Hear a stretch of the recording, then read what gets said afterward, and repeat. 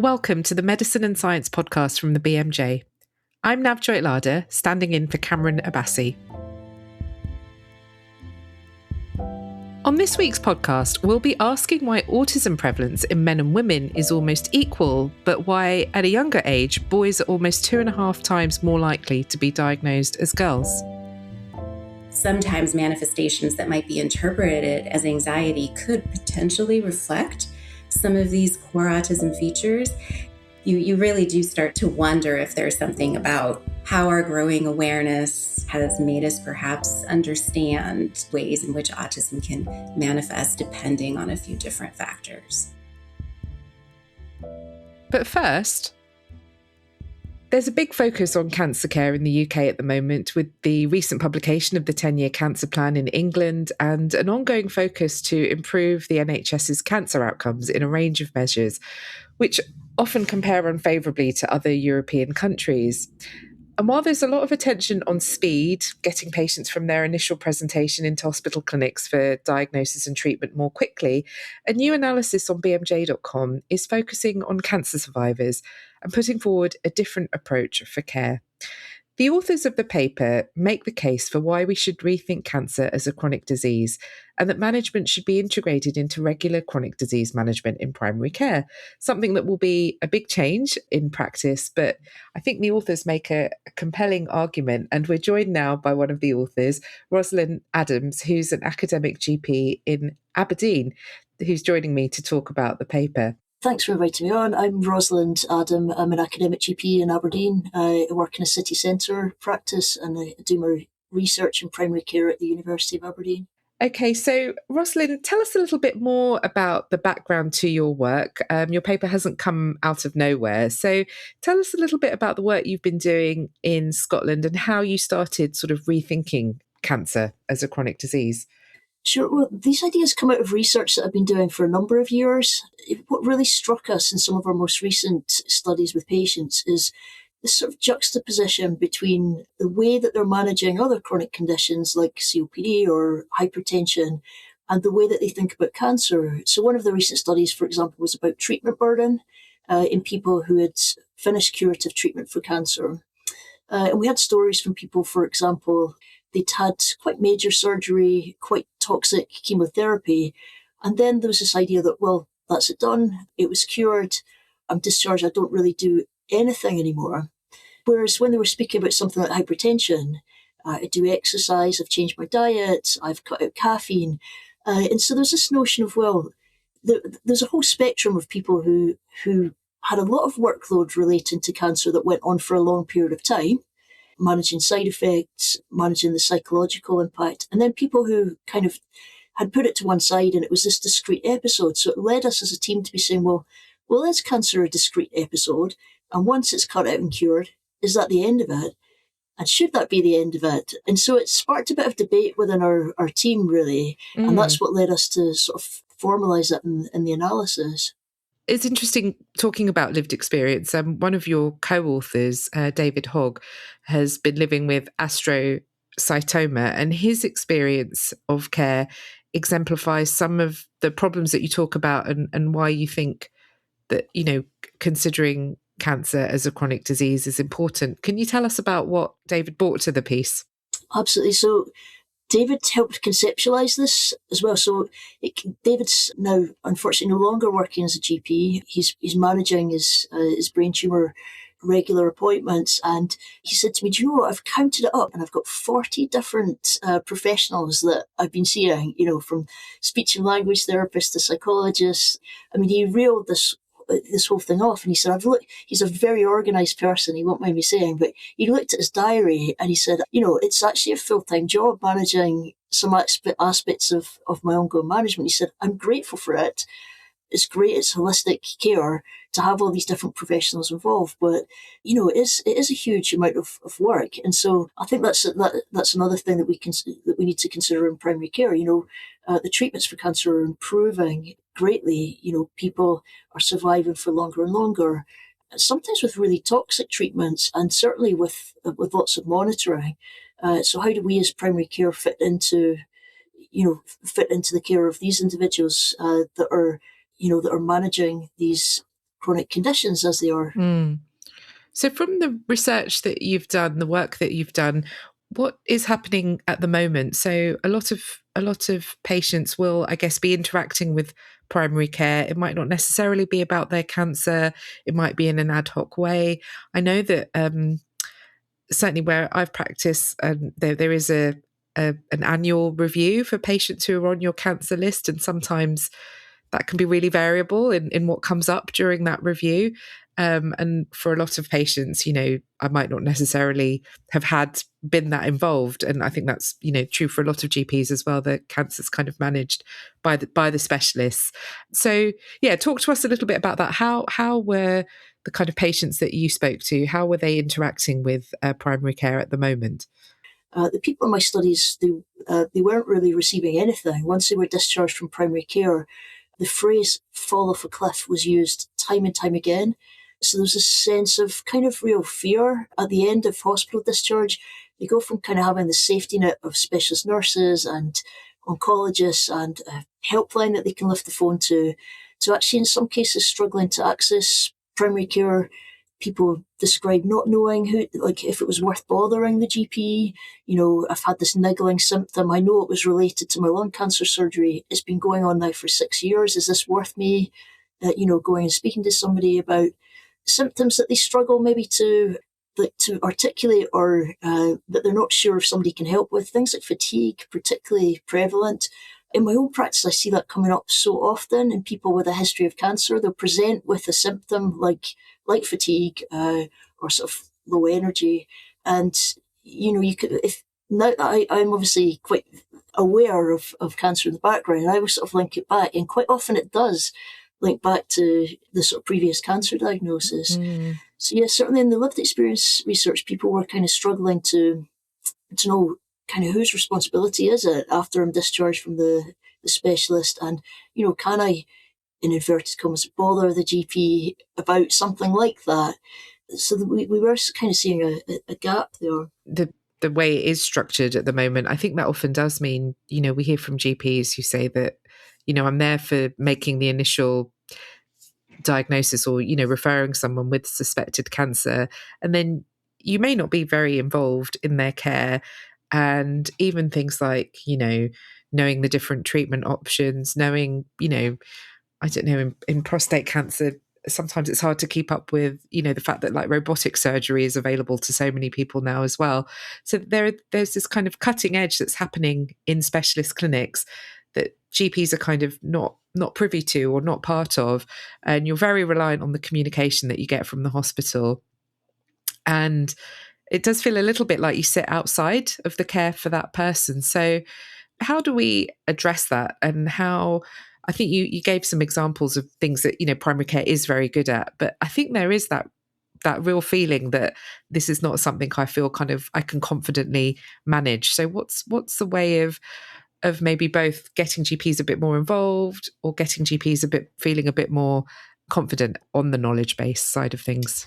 Yeah, absolutely. And I think that's true. I think we play a big, a huge role in detecting cancer, in referring, and then the person kind of goes off, starts having multiple appointments, and is actually probably burdened by lots of hospital-based appointments. We're never really sure how much to get involved at that point. And then there's that almost sort of hand back afterwards at discharge. I think that's a kind of key point. So I do think that the structured communication is important, because realistically, we're not going to remember or have that specialist knowledge about which therapy can lead to which, potential late effect. We need really something, to flag the late effect in the electronic health record. So we've got this technical systems to be able to do that, to use like templates, to use read codes, to use reminders, to use flags. So I think getting that handover structured in a way so we could use templates for that. So improving the communication. I know in other countries, sometimes the GPs have been invited into some of the final oncology consultations. So actually there's been a sort of three-way video call with the specialist, the GP and the patient at that sort of handover. I like that idea, but in my own practice, I can't see us sort of carving out the time for that and making diaries align. And as more and more people are living with and beyond cancer, I don't know that certainly would only be for the sort of most complex end of the spectrum. So I think the structured communication, using the electronic health record better to flag things to us, having these sort of recalls, we've all got practice systems that can do recalls. And, if to use the breast cancer example, if somebody's 15 years post-treatment, but they had a high-risk cancer, and now they're presenting with a new neurological symptom or a new lump somewhere, I want that to be at the front of their records that they had a high-risk breast cancer. So using digital technologies, I think, I don't even want to mention the AI word. As we move forward, being able to extract things from hospital summaries, being able to summarize it, to be able to flag things to us in helpful ways during the consultations as well. I mean, these all sound like quite straightforward things that don't require drastic changes to do.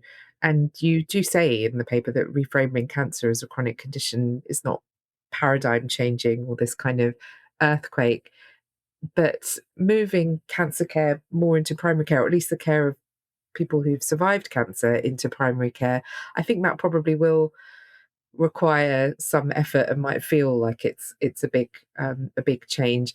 Is this something that you think we just do gradually with the steps that you've kind of talked about, or are there kind of bigger sort of processes or changes to cancer care pathways that are needed? Do you think that's possible or necessary? I don't think it's practical to like sort of wholesale move something huge into primary care at the moment. That's my personal opinion. I just know how stretched we all are. Quite a lot of the time we are kind of firefighting. So I think the small steps will we sort of get our bearings and where we realise which ways we can make a real difference. And also, I think it will let the research catch up a little bit, because I certainly couldn't find any high quality trial evidence about this sort of integrated, survivorship care into the sort of other chronic conditions. But it's something I would love to do. And if we know what does and doesn't work and what gives most kind of bang for your buck, if you like, even in the American systems, what if there's some aspect of it that's improving quality of life more than others, or that's maybe preventing hospitalization or detecting recurrence earlier? These are the key things that we want to focus on. So I think letting the research evidence catch up as well and giving us a real steer as, who should we be providing this for? Is it everybody, or is it the sort of high risk people? Of course, not everybody will want this. So how do we approach this with, how do people potentially opt out of it, or how do we screen for people that need it? So that there's a lot of work to be done there from a research point of view. I don't necessarily think that should stop us doing things that already have really good evidence, like, giving dietary advice after colorectal cancer. That was a real example that stood out for me in my qualitative research. The person that treats their colorectal cancer as a discrete episode, I think that's important for them psychologically, and it's probably important for the hospital team psychologically to be saying, right, you're cured, everything's great, ring the bell, but actually they're potentially missing out. They're missing out on the sort of lifelong dietary recommendations, alcohol recommendations that, one of the people in the study with colorectal cancer said, I tried to speak about being overweight, and I was told it was probably just stress related to the cancer, and, that, in a way that's good that you're gaining weight because, your cancer's going away. And it's, well, kind of, but also, we're missing opportunities to really do evidence-based things at the moment. And the paper that Rosalind is talking about there, Cancer is a Chronic Disease, Why Don't We Treat It as One, is available on bmj.com, where you can find out how other countries like America, which seems to lead on cancer survivorship, approach the same issue.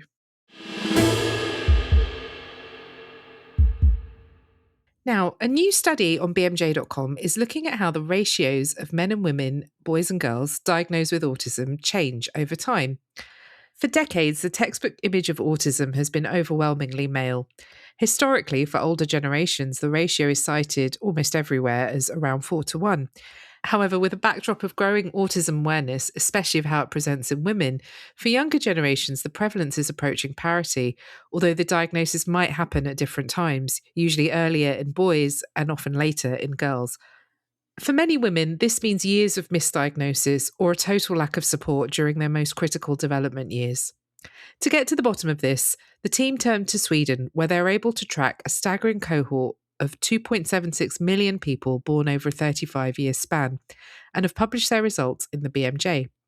I'm joined by two of the author team today, Caroline Fyfe and Natasha Marrus. Could I get you to introduce yourselves?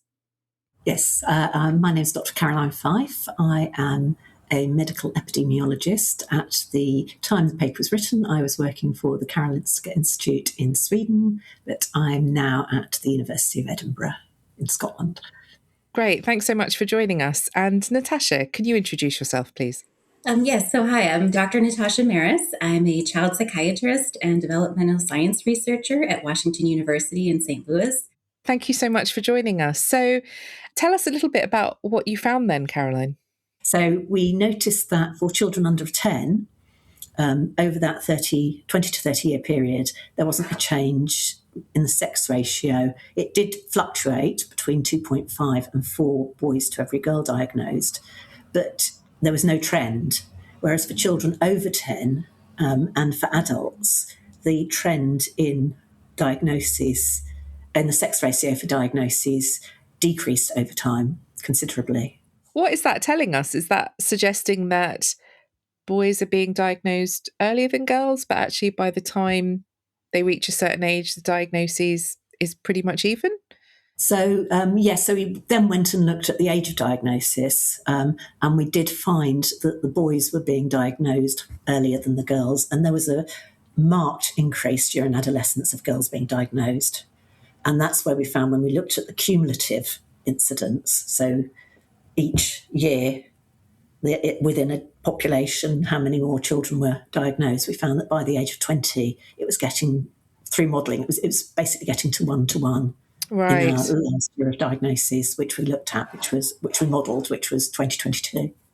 So what can we take away from this? Because that's a really fascinating finding, and it does kind of challenge this idea that, there's been kind of long held that autism is more common in males than females. Natasha, what do you take away from what this means? Yeah, so I can just give my perspective on what some of Carolyn found with the detailed analyses. So I did find it very interesting that in that earlier childhood age window, the sex ratio did look as expected. Earlier in life, it would seem that the relative proportions by rate of male diagnosis is indeed higher than females. So that was interesting to me as a clinician, since it reflects what I've often seen. That early period is when we do expect a lot of autism symptoms to manifest. The dip in adolescence was very interesting to me as well. That is a very transitional developmental stage. There's a lot more social demands. And one of the interesting things about autism diagnosis is that while the core features are defined as being present in childhood, how they come out can vary depending on the level of demands. So, in the way that I was trained here, where, in the US, we mostly use the DSM, we have, one of our criteria does say that, sometimes the symptoms will become more clear when the capacity of an individual is exceeded in terms of their environment. And so to see that adolescent rate climb, relatively speaking, or start to turn around for the females, made me wonder about, what adolescence means in terms of the type of social world teens are facing. Mm-hmm. Yeah, really interesting. And, we should say this is a descriptive work. As rich as the data is, we can't kind of draw any kind of causal conclusions from it about what is behind these trends that you've described in the paper. But I think it is really fascinating to kind of explore what might be driving those. You think about all sorts of things. So is this about the way in which we diagnose autism? Is it about what we think of as the typical symptoms, and I guess there's some overlap between those things. Is the phenotype different somehow? And then also you think about, well, is the differential slightly different? There's some sort of social biases at play that mean we might be quicker to assume that something's, I don't know, anxiety or something else. So Natasha, can you dig into that a little bit? What are your kind of thoughts on what's going on here? Well, so I do come at this, from the perspective of diagnostic criteria. And, for several years now, there's been a growing awareness that females were likely to be underdiagnosed relative to males. And so one question, as you kind of alluded to, that has come up with that is, if you have these core features of social communication issues and restricted repetitive interests and behaviors that are part of, what those core axes of related to autism are, could they manifest differently in, boys and girls and men and women? And so, sometimes your point about anxiety, for example, that is one question that I have seen come up. Sometimes manifestations that might be interpreted as as anxiety could potentially reflect some of these core autism features. And, when you're seeing differences, over the factors Carolyn looked at, in age, period, as well as birth cohort, you really do start to, to wonder if there's something about how our growing awareness, has made us perhaps understand, ways in which autism can manifest depending on a few different factors. Mm-hmm. Do you think the diagnostic tools then are up to the job? Are they in line with these findings? There is a lot of active work in this area. What I would say is I don't know that there is a set answer yet. What I have observed, from work with some other collaborators and colleagues, looking at things like measurement and variance of certain tools, where you can ask, does a tool measure a behavior as well in boys or in girls? Is that, there's still some mixed findings, some thoughts that, boy or girl could make some difference to the identification, less so early in development and more so later. Okay. One of the things that I was quite interested in is what's happened in the time frame from when this study began to when it ended. It covers quite a large time span, and maybe our awareness and diagnostic criteria have changed in that time. What bearing do you think that might have had, Caroline? So we did look at that, and potentially the broadening of the diagnostic criteria may have influenced it. But we did some analysis of that, and we couldn't find it initially in the study. And I think Natasha pointed out that can be quite nuanced, so it wouldn't necessarily appear straight away. It would take time to show up. I think another possibility is that in most studies, people haven't covered this long a period, and particularly this age group. So actually studying people throughout their life until they get to adulthood is quite rare. And I think sometimes the reason may be that we've picked up girls in adolescence that would have otherwise been not identified in other studies, because follow-up period ended before the autism diagnosis was given. Yeah, so it'd be interesting to see if, in other settings, whether this is with a similar time period, does that follow this same pattern as well? What do you think should happen next on the basis of these findings? Is there anything either from a clinical practice perspective? We've talked about how there's active efforts to look at the diagnostic criteria. Yeah, from clinical practice or from a further research perspective that you think could help? Yeah, where should our efforts be directed, Natasha? I think clinically, it is important to be open to looking at how core symptoms can come across in an individual. I think if you have sort of preconceived ideas, based on, for example, boys versus girls, and, what might, reflect a symptom versus, what might not in a different population, I think then you could miss things. You could miss aspects of a presentation that could suggest that a patient has something that they might be struggling with, and that there would be opportunities to socially, or to intervene rather. So for example, if I saw an adolescent girl with anxiety and, perhaps noted it was related to friends, and thought to myself, well, I've got this idea that friendships are important in adolescence and girls have their way of being friends, and it's just a girl thing, something like that. Perhaps that might cause me to miss, that actually it's a little deeper than that. Maybe there's some element of a social communication component to that, which is happening as the demands advance over time. And I think development is something to think about with the manifestation of different conditions. So that's something that I take away, to be aware, and to be aware of development. In terms of where the field can go, I mean, I think your point about how good our measures are is certainly a fair one.